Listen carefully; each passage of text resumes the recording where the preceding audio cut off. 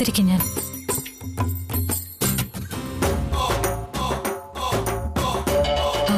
പിന്നീന്ന് വന്ന് പേടിപ്പിക്കാതിരുന്നാ മതി.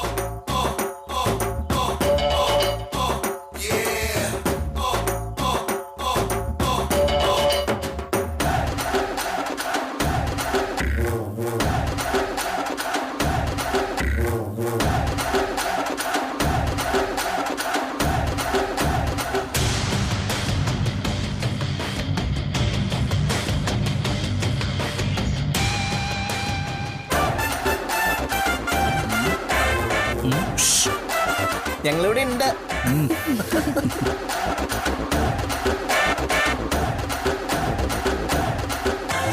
അതിന് വാ വാ വരുന്നു.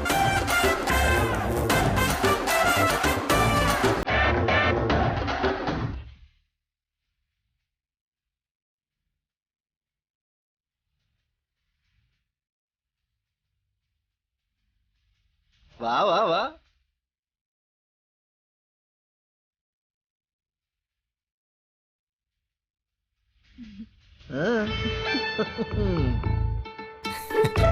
കേട്ടു അല്ലേ? ആ, പഞ്ചകൈലാസത്തിലെ ശിവക്ഷേത്രത്തിൽ വന്നതിന് ഫലം ഉണ്ടായി. സുസ്മിതയുടെ മനസ്സ് പോലും മാറിയില്ലേ? പറഞ്ഞോർമ്മണ്ടല്ലോ. അപ്പൊ ഈ പ്രത്യേക പരിസ്ഥിതികളും കാലാവസ്ഥകളും ഉണരുന്ന കാര്യല്ലേ? അത് ഞാൻ അനുഭവിച്ചതാ. ഉണരുന്ന കാര്യം അല്ല രോഹിത്, സുസ്മിത വിളിച്ചതല്ലേ? ചെല്ലി ഇനി വെയിറ്റ് ചെയ്യിപ്പിക്കണ്ട. അപ്പൊ പറഞ്ഞതെല്ലാം ഓർമ്മയല്ലേ? ശരി.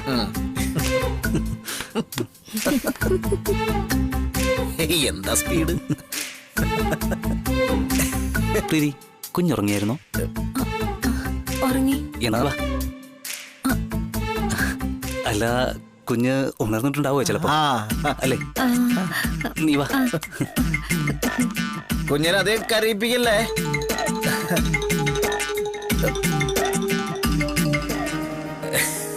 ഈ അർജുനളിന്റെ ഒരു കാര്യം. വിഷ്ണുട്ടാ, അതെ, ഞാൻ എന്റെ വ്രതത്തിന്റെ കാര്യത്തില് മാറ്റം വരുത്താൻ തീരുമാനിച്ചു. എന്റെ ദൈവമേ, അങ്ങനെ നല്ല കാര്യമല്ലോ പറ. അപ്പൊ വ്രതം അവസാനിപ്പിക്കുകയാണല്ലേ? അതല്ല വിഷ്ണുട്ടാ. പിന്നെ ഇതിലെ ഇത്ര പെട്ടെന്ന് ഫലം കണ്ടു തുടങ്ങിയോണ്ട് വീട്ടിൽ ചെന്നിട്ടും വ്രതം തുടരാനാ തീരുമാനം. ഒരു 41 ദിവസമെങ്കിലും വ്രതം നോക്കണം വിഷ്ണുട്ടാ. ഒരു വർഷാക്കി കൂടെ പരിഗണിക്കാവുന്നതാണ്. അത് നല്ലതാ നല്ലതാ. കണ്ടുപിടിച്ചോണോ ഈ വ്രതമൊക്കെ പോണം. എന്താ പറഞ്ഞേ? അല്ല, പിന്നെ തഥാസ്തു എന്ന് പറഞ്ഞത്. പോയി വ്രതിച്ചോളൂ വ്രതിച്ചോളൂ. പൊക്കോ പൊക്കോളൂ.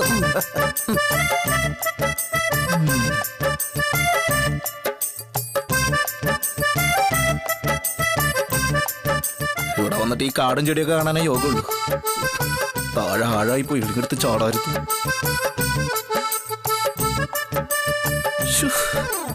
വ്രതം കൊണ്ട്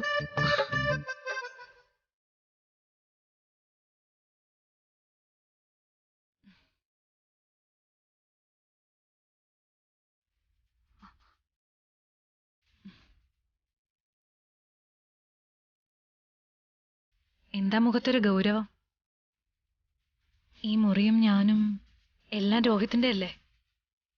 ഇരിക്കു രോഹിത്. സുസ്മിത എന്നോട് ചോദിച്ചില്ലേ, മനസ്സിന്റെ ഒരു കോണിലെങ്കിലും ഇപ്പോഴും നിന്നോട് ഇഷ്ടമുണ്ടോന്ന്? ആ ചോദ്യം ഞാൻ എന്നോട് തന്നെ ചോദിച്ചിട്ടുണ്ട് 1000 വട്ടം.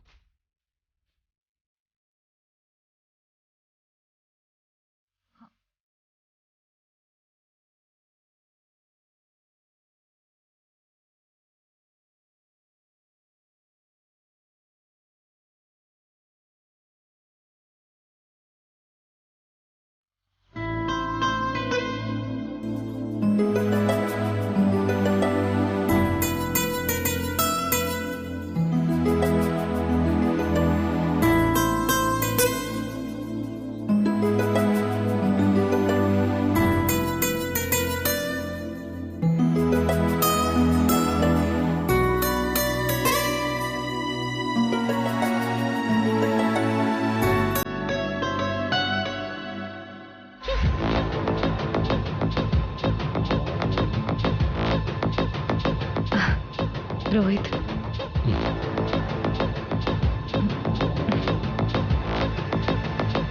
രോഹിത്തിനൊന്നും പറയാനില്ലേ?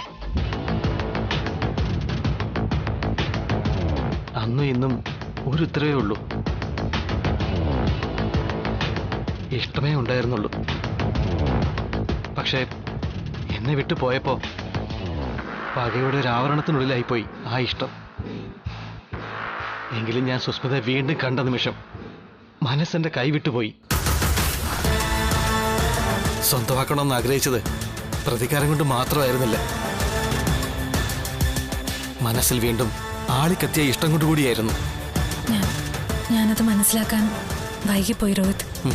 എന്റെ ഭാഗത്തും തെറ്റുകളുണ്ട് സുസ്മിതേ. ഒരു സ്ത്രീയാണെന്നുള്ള പരിഗണന പോലും നൽകാതെ വീട്ടുജോലിയെല്ലാം ഞാൻ നിന്നെ കൊണ്ട് ചെയ്യിപ്പിച്ചു. വെള്ളം വരെ ചുമപ്പിച്ചു. നിന്നെ എനിക്ക് വേണ്ടാന്ന് വരെ പറഞ്ഞില്ല ഞാൻ.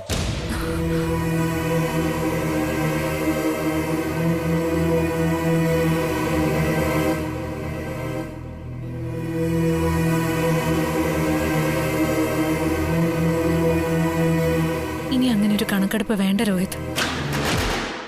ചെയ്ത തെറ്റുകൾ ഓരോന്നോരോന്നായി എണ്ണിയെടുത്ത് വെച്ചാ എന്റെ തട്ടായിരിക്കും താണിരിക്കുക.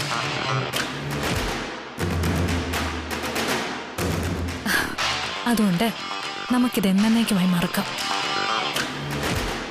ഒരിടത്ത് മുറിഞ്ഞു പോയ ആ പ്രണയം തുടർന്ന് നമുക്ക് ഒരുമിച്ച് ജീവിതത്തിലേക്ക് കിടക്കാം.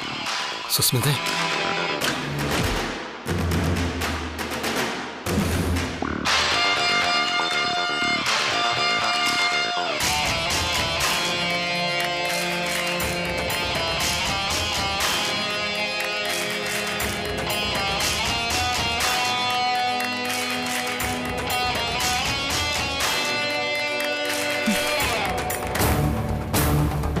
രോഹിത്, എന്താ സുസ്മിതേ? ചെറിയൊരു കോൾഡ് ഉണ്ട്. പനിയുടെ ലക്ഷണം പോലെ. നമുക്ക് ഏതെങ്കിലും ഹോസ്പിറ്റലിൽ പോവാം. ഏയ്, അതിനുള്ളതൊന്നും ഇല്ല രോഹിത്. ടാബ്ലറ്റ് കഴിച്ചൊന്ന് റെസ്റ്റ് എടുത്താ ഇതങ്ങ് മാറിക്കോളും. എന്നാലും ഹോസ്പിറ്റലും ഡോക്ടേഴ്സുമായി വേസ്റ്റ് ആക്കാനുള്ളതാണോ നമ്മുടെ ഈ ട്രിപ്പ്? എന്തിനു വെറുതെ എല്ലാവരുടെയും മൂഡ് നശിപ്പിക്കുന്ന? പോരെങ്കിൽ പ്രീതിയുടെ കുഞ്ഞിന്റെ ജന്മദോഷം പരിഹരിക്കുകയല്ലേ ഇപ്പൊ പ്രധാനം. അതിനിടയിൽ ഇപ്പൊ മറ്റൊന്നും വേണ്ട. സങ്കടമായോ രോഹിത്തിന്? ഒരുപാട് ആഗ്രഹിച്ചിട്ട് രോഹിത് പനി പകരാതിരിക്കാൻ വേണ്ടിയാ ഞാൻ. ഹേയ്, നമ്മുടെ മുന്നിൽ ജീവിതം ഒരുപാട് നീണ്ടു കിടക്കുകയല്ലേ. എങ്കിൽ ഞാൻ അല്പം റെസ്റ്റ് എടുക്കട്ടെ.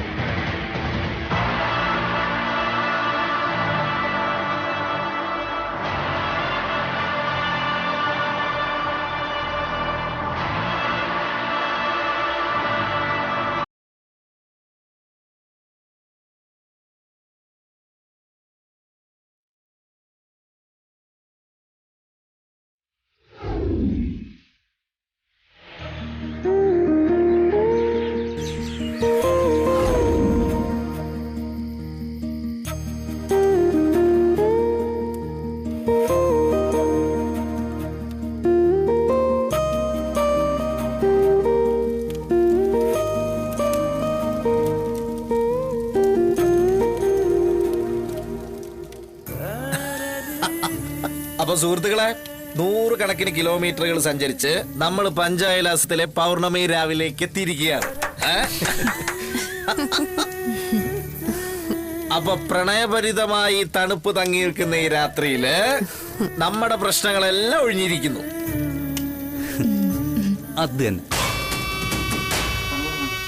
അപ്പൊ നമ്മൾ ഈ രാത്രിയുടെ ഉല്ലാസം പ്രത്യേകമായിട്ട് നമ്മുടെ രോഹിത് സുസ്മിത പ്രണയ ജോഡികൾക്കായി സമർപ്പിക്കുന്നു.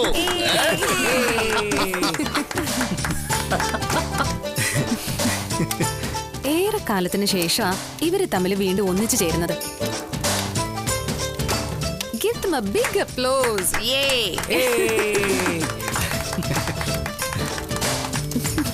ഇതെന്ത് തേങ്ങയത്? കൈയടിക്കാൻ. എന്നാ പിന്നെ അത് അങ്ങനെ പറഞ്ഞാ പോലെ ഞാൻ മലയാളത്തിൽ കൈയടിച്ചോളാം. ഇവരെന്താ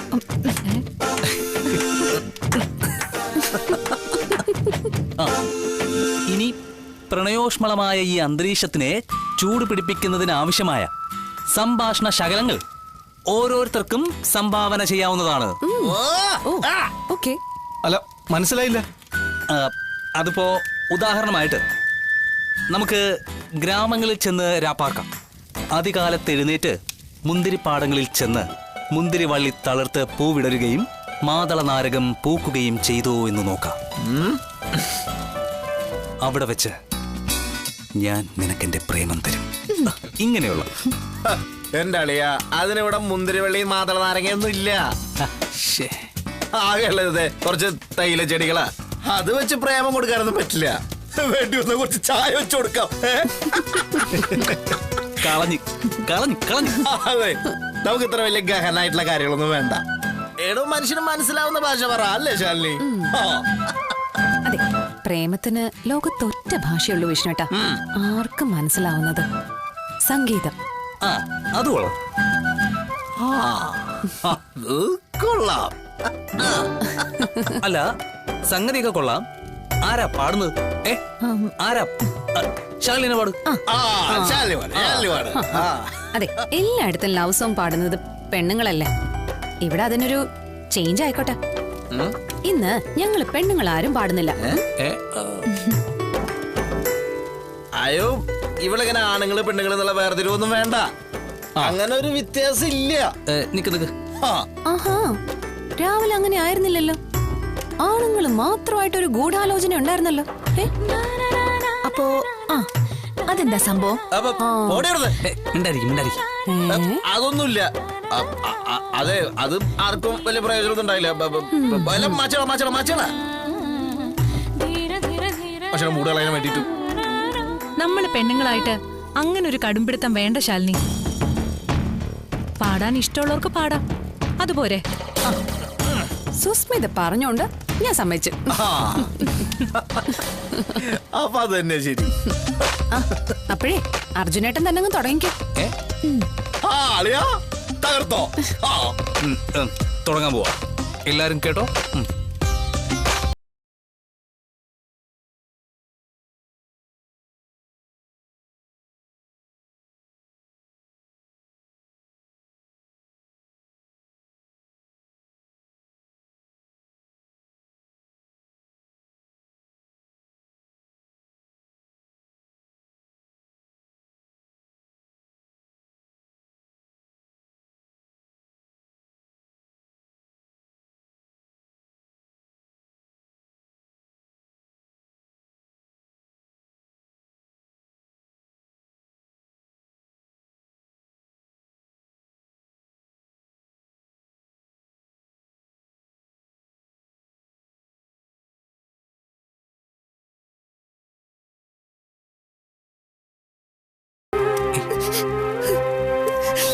എന്താ എന്താ പ്രീതി?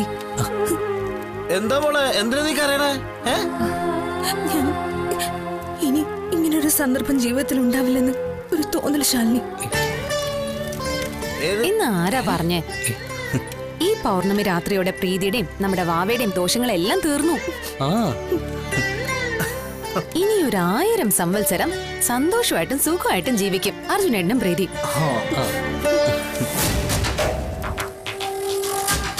നമ്മൾ ഇതിന്റെ ഓർമ്മ പുതുക്കാനായിട്ട് ഓരോ വർഷവും പഞ്ചകൈലാസത്തിലേക്ക് വരികയും ചെയ്യും. അല്ലേ അല്ലേ വിഷ്ണുട്ടാ? പിന്നല്ലാണ്ട് അത് നല്ല തീരുമാനം തന്നെയാ. അതെ അതെ, ഇനി രോഹിത്തിന്റെ ഊഴാട്ടോ. പറഞ്ഞ ശരിയാണല്ലോ. രോഹിത് പാട്ടുപാട്.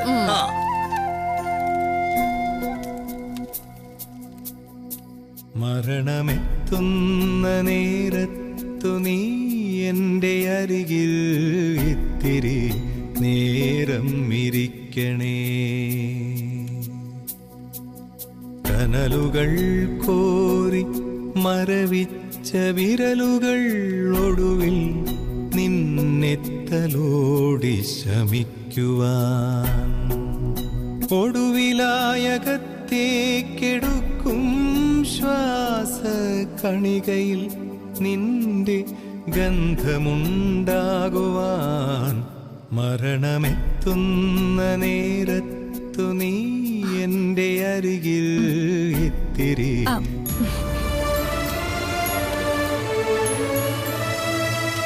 തമാശയ്ക്ക് വേണ്ടിയാണെങ്കിൽ പോലും ഇങ്ങനത്തെ പാട്ടൊന്നും പാടല്ല രോഹിത്. എനിക്ക് സഹിക്കാൻ പറ്റില്ല. ആ ഓർമ്മ പോലും എനിക്ക്. ഏയ് സാരമില്ല. അതെ അതെ, ഇതെന്താ അല്ല എനിക്ക് മനസ്സിലാവില്ല, ഇതെന്താ അല്ല നമ്മളിവിടെ സന്തോഷിക്കാനാണോ കൂടിയിരിക്കണേ? ആണോ? അതെ. ഈ ശോകാനും അടുത്ത ജന്മത്തിലെ കാര്യങ്ങളൊക്കെ ആണ് അതിന്റെ ഇടയില്.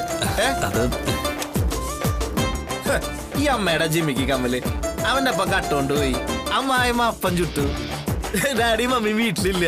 അങ്ങനെ എത്ര മനോഹരമായ പാട്ടുകളുണ്ട് ഇവിടെ. ഉറപ്പായിട്ടും അതൊക്കെ കേൾക്കുന്ന എന്റെ മനസ്സിലൊരു കുളിർമയാ. എന്നാലേ വിഷ്ണു അങ്ങോട്ട് തകർക്ക്. അല്ല അല്ല ഓക്കെ, കുളിർമയൊക്കെ ആകാം, പക്ഷെ അത് മൊത്തത്തിലാകണം. ഇപ്പൊ ആകെ ഒരു ശോക. പാടാൻ പറ്റുന്നവരൊക്കെ എന്റെ കൂടെ ഇരുന്ന് പാടിക്കോ. ഓക്കെ ഓക്കെ ഓക്കെ തുടങ്ങാം. അപ്പൊ തുടങ്ങിക്കോ.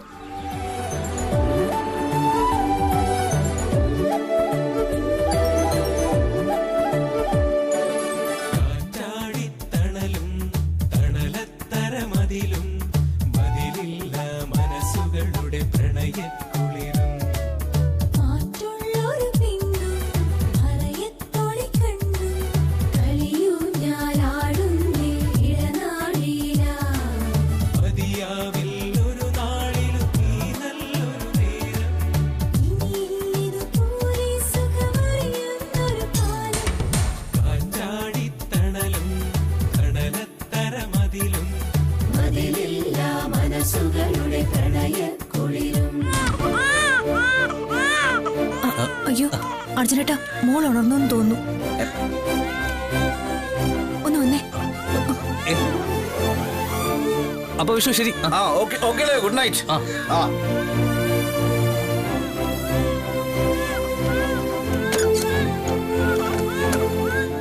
രോഹിത്, അധിക സമയം മഞ്ഞടിച്ചിരിക്കണ്ട, പരിചയമില്ലാത്തതല്ലേ. അല്ല നിങ്ങൾ വരുന്നില്ലേ? നിങ്ങൾ കിട്ടോ, ഞങ്ങൾ വന്നോളാം. വാ.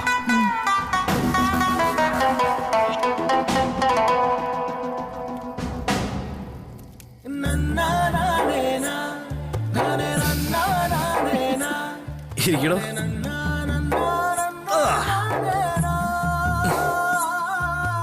അങ്ങനെ എല്ലാവരുടെയും പ്രശ്നങ്ങൾ തീർന്നു.